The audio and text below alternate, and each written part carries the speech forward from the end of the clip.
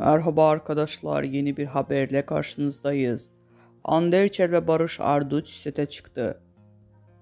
Hande Erçel uzun süre sonra ekranlara dönmeye hazırlanıyor. Müjdeli haberi sosyal medya hesabı üzerinden paylaşan güzel oyuncu, rol arkadaşı Barış Arduç ile sete çıktı. Başrollerinde oynayan Barış Arduç ve Hande Erçel'in paylaştığı Rüzgara Bırak adlı romantik filmin çekimleri başladı. İstanbul'da başlayan çekimler Urla, Çeşme ve Alaçatı'da devam edecek. Barış Arduç ve Hande Erçel başrollerini paylaştıkları Rüzgara Bırak filmin çekimlerinin ilk görüntüleri yayınlandı. Oyuncuların birlikte pozları "Biz sete çıktık, ilk ve en tatlı kareleri sizlerle paylaşmak istedik" notunu bıraktı.